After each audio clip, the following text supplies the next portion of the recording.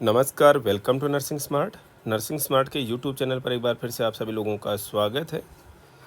यहाँ पर हम एक छोटा-सा वीडियो डिस्कस करना चाह रहे हैं आप लोगों के साथ में। स्टूडेंट्स की रिक्वेस्ट आ रही है कि सर इसके बारे में थोड़ा-सा ब्रीफ कर दीजिए हमें। हम बता देते हैं कि यहाँ पर एम्स जोधपुर ने डायरेक्टली सीनियर नर्सिंग ऑफिसर की पोस्ट के लिए डायरेक्ट रिक्रूटमेंट के लिए यहाँ पर एडवर्टाइजमेंट जो है वो नोटिफाई किया है। अब क्या क्या इसके टर्म कंडीशंस हैं, कौन इसके लिए अप्लाई कर सकते हैं, क्या एलिजिबिलिटी क्राइटेरिया है, क्या एक्सपीरियंस है, वो सब कुछ हम यहाँ पर डिस्कस करने वाले हैं छोटे से सेशन में। आप देख सकते हैं सीनियर नर्सिंग ऑफिसर का जो रिक्रूटमेंट है वो पे मैट्रिक्स लेवल 8 पर होगा। जो नर्सिंग ऑफिसर का रिक्रूटमेंट होता है वो पे मैट्रिक्स लेवल 7 पर होता है।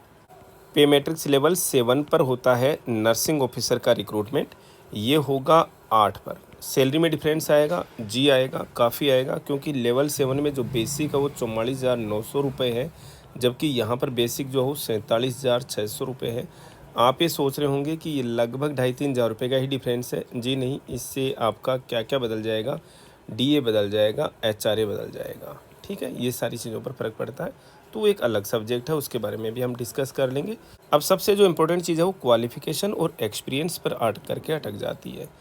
क्वालिफ़िकेशन में बीएससी नर्सिंग ठीक है, कोई इश्यू नहीं है, होना ही चाहिए, वो तो होना चाहिए, और रजिस्टर्ड हों किसी भी स्टेट नर्सिंग काउंसिल या इंडियन नर्सिंग काउंसिल के साथ में।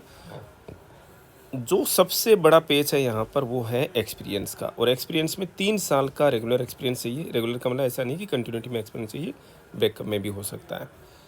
किसका एक्सपीरियंस चाहिए? नर्सिंग ऑफिसर का एक्सपीरियंस चाहिए, नर्सिंग ऑफिसर की पोस्ट का एक्सपीरियंस चाहिए, और पोस्ट क्वालिफिकेशन एक्सपीरियंस चाहिए। अब वो एक्सपीरियंस भी मैटर करता है कि कहाँ का होना चाहिए। बेड्स की स्ट्रेंथ जो उस हॉस्पिटल की, उस इंस्टीट्यूट की 200 की होनी चाहिए, मिनिमम 200 बेड का हॉस्पिटल होना चाहिए, और 3 साल का आपका जो है एक्सपीरियंस होना चाहिए कम्प्लीटली। यहाँ पर एक चीज़ बहुत इंपॉर्टेंट अच्छे से नोट कर लीजिएगा। हमें ऐसी चीज़ें बोलना अच्छा नहीं लगता, लेकिन बोलना ज़रूरी हो गया है। हाल ही में government medical college and hospital GMC Chandigarh में जो चल रहा है, उसको देखते हुए देखिए, कभी भी ऐसे टेक्स्ट अपनाना वो एकदम से गलत है, और हम हमेशा से इन चीज़ों को अपोज करते आए हैं, कभी भी रिकमेंड नहीं करते। काफ़ी जो टीचर्स हैं, पढ़ाने वाले हैं, कोचिंग वाले हैं, वो इन चीज़ों को थोड़ा सा बढ़ावा भी दे देते हैं और बोल भी देते हैं अच्छा यार कोई नहीं देखता जी।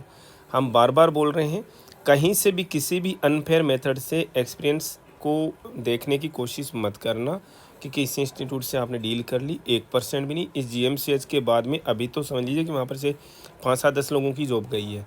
इस जो लगभग 200 पोस्ट्स में जो सेलेक्ट हुए हैं वहाँ से बच्चे, वहाँ पर मैक्सिमम की जॉब जाने वाली है, ठीक है ना। मैक्सिमम बच्चों की जॉब पर आँच हो गई है, क्योंकि वो चीज़ें जो हैं बहुत आगे तक चली गई हैं। अब आपके ट्रिपल सी जो सब्जेक्ट जो एक्सपीरियंस जो कंप्यूटर कोर्स का जो सर्टिफिकेट कोर्स है, उस तक भी आँच पहुँच चुकी है। वो भी देखा जाएगा कि ओरिजिनल है या कहीं से ऐसे ही आपने बनवा रखा है।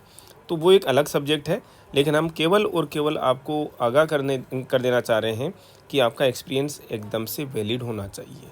अब जब एक्सपीरियंस वैलिड है तो इसमें मैक्सिमम जो हैं एलिजिबल कौन हो जाते हैं, या तो कहीं पर ऑलरेडी जो काम कर रहे हैं किसी इंस्टीट्यूट में, जिसको भी 10 साल मतलब 5-7 साल हो गए हैं, वो तो कोई हर कोई जाता नहीं है, वो एक स्टेट की बात होती है। तो एक चीज़ ज़रूर है कि दिल्ली से कोई नर्सिंग ऑफिसर की पोस्ट के लिए जो है अप्लाई कर रहे होंगे, या दिल्ली एम्स से काफ़ी लोग जो अप्लाई करेंगे। बात आती है कंपटीशन की। इसमें कंपटीशन में इजी सिलेक्शन क्या कितना इजी है, कितना टफ है? टफ भी है, लेकिन बहुत ज़्यादा इजी है कंपैरेटिवली। देखो, नर्सिंग ऑफिसर की जो पोस्ट के लिए जो नॉर्सेट होना है, उससे तो बहुत ज़्यादा इजी एग्ज़ाम है। हाँ बोलोगे हमारे तो स्टेटमेंट देखो एकदम से अलग होती है हमेशा से सब बच्चों से, सब जो इतनी चीज़ें बताते हैं। बहुत ज़्यादा इजी एग्ज़ाम, इसको बस कोई जो कैंडिडेट है वो इंटेलिजेंटली हैंडल करेगा इस वैकेंसी को, और इंटेलिजेंटली इसके लिए प्रिपेयर करेगा, आराम से निकाल लेगा। नर्सिंग का सिलेबस वास्ट है, बहुत ही शॉर्ट टर्म में एग्ज़ाम हो जाना है, बहुत ही, अभी तो डेट उन्होंने बताई नहीं है शायद, बहुत ही जल्दी इसका एग्ज़ाम हो जाएगा। आप हम ये नहीं करें कि साहब आप 20 क्वेश्चन पढ़ा रहे हो तो आप इसके लिए इसलिए ज़्यादा जोर दे रहे हो। हम तो सीधा साफ उसी बात बोल रहे हैं, नोट्स एग्ज़ाम का जो पैटर्न है वो कब वही होगा, लगभग 99% क्या 100% वही होगा। 180 क्वेश्चन नर्सिंग के प्लस 20 क्वेश्चन जो हैं वो किससे आएंगे, मैथ रीजनिंग इंग्लिश से आएंगे, मैथ रीजनिंग और जीके से आएंगे। तो अगर एग्ज़ाम का पैटर्न ये होता है तो आपके ये 20 क्वेश्चन जो हैं बहुत ज़रूरी हो जाते हैं, बहुत बड़ा इंपॉर्टेंट रोल प्ले करेंगे, जो कि इजीली प्रिपेयर किए जा सकते हैं 2 महीने के अंदर। हमारा कहने का मतलब ये है, इन 20 क्वेश्चंस को कोई भी कैंडिडेट जो है वो 2 महीने के अंदर बहुत इजीली प्रिपेयर कर सकता है। इन 180 क्वेश्चंस की बजाय में। वो तो एक्सपीरियंस के बेस पर बच्चों का जो है जिस तरीके से काम करेगा उसी तरीके से काम आना है। एडमिन से थोड़े से ज़्यादा क्वेश्चंस हो जाएंगे। तो हमने डिस्कस कर लिया यहाँ पर कि टोटल 99 पोस्ट्स आएंगी एम्स जोधपुर के लिए। अदर इंस्टीट्यूट से भी पोस्टें आने वाली हैं, जैसे कि एम्स ऋषिकेश से भी आने वाली हैं, भोपाल वगैरह का भी श्योर नहीं हुआ। लेकिन और ये क्यों आ रही हैं पोस्ट्स हम ये भी बता देते हैं आप लोगों को, क्योंकि एम्स का जो मिशन रिक्रूटमेंट है उसमें 0 वैकेंसी स्टेटस होना चाहिए। और 0 वैकेंसी स्टेटस का मतलब सब वैकेंसी सारी ख़त्म हो जाएंगी जी, ऐसा नहीं है। 0 वैकेंसी का मतलब ये है कि मतलब at any point of time AIIMS के अंदर जो है, एनी पॉइंट ऑफ टाइम का मतलब ऐसा रोज़ तो नहीं गिनते फिरेंगे, वो साल के अंदर 2 बार देखेंगे कि भाई वहाँ पर वैकेंसी जो हो फिलफिल्ड है कि नहीं, नर्सिंग ऑफिसर और सीनियर नर्सिंग ऑफिसर की। और ये सेंट्रल गवर्नमेंट के हॉस्पिटल्स पे भी अप्लाई होता है। चूँकि वहाँ से पोस्टें इसलिए नहीं आएंगी क्योंकि वहाँ पर प्रमोशन से ऑलरेडी हो जा रही हैं।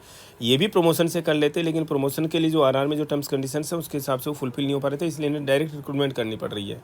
तो ये बड़ा डिफरेंस है यहाँ पर। अब 0 वैकेंसी का मतलब आगे वैकेंसीज का क्या रहेगा जी, नहीं नई पोस्टें क्रिएट होती रहेंगी, रिटायरमेंट होते रहेंगे, लोग इधर से उधर जाते रहेंगे, पोस्टें आती रहेंगी। इसलिए वो तो आप 1% भी फिक्र करने की जरूरत नहीं है। यहाँ पर एक सबसे बड़ा फैक्टर जो है वो एज का भी आता है। तो मैक्सिमम एज लिमिट जो है यहाँ पर 35 ईयर्स की है। और काफ़ी कैंडिडेट जो वही एग्ज़ाम देंगे जो कि गवर्नमेंट सेटअप में काम कर रहे हैं, तो उनके लिए एज रिलैक्सेशन और भी है। यहाँ पर आप देख सकते हैं, अगर आप ऑलरेडी किसी सेंट्रल गवर्नमेंट सिविलियन एम्प्लॉई हैं तो आपको 5 साल का रिलैक्सेशन जो है यहाँ पर मिलना ही मिलना है। ओबीसी SC ST कैंडिडेट के कंडीशन में ऑलरेडी वो अपनी कैटेगरी का बेनिफिट और हो जाएगा। इन्होंने स्कीम ऑफ एग्जामिनेशन हालांकि अभी तक डिक्लेयर नहीं किया है, वो बहुत जल्दी जो है एम्स जोधपुर की वेबसाइट पर जो है अपडेट कर देंगे। हमें लगता है मैक्सिमम 2 से 3 महीने का टाइम जो है मिलेगा आपको एग्ज़ाम के लिए केवल। और इसमें जो है वो हमारे हिसाब से वही 180 + 20 क्वेश्चंस का जो पैटर्न रहेगा। एम्स बदल देता है वो एक अलग बात हो जाती है। इन 20 क्वेश्चंस पर ज़्यादा फोकस रहिएगा। नर्सिंग स्मार्ट जो है वो ऑलरेडी इन 20 क्वेश्चंस की प्रिपरेशन करा रहा है। और जो भी कैंडिडेट हमारे साथ जुड़ना चाहते हैं, नर्सिंग स्मार्ट का जो ऐप है वो डिस्क्रिप्शन बॉक्स में यहाँ पर लिंक में दिया हुआ है। ऐप डाउनलोड कर सकते हैं और कोर्स परचेज कर सकते हैं बहुत ही रीजनेबल प्राइस पर। इसके अतिरिक्त नोटिफिकेशन में फ़िलहाल कुछ भी विशेष नहीं है। जैसे ही इसके बारे में और अपडेट्स आएंगे हम आप लोगों के साथ में और डिटेल में डिस्कस करेंगे। इस सेशन में इतना ही, मिलेंगे वेरी नेक्स्ट अपडेट के साथ। Thank you.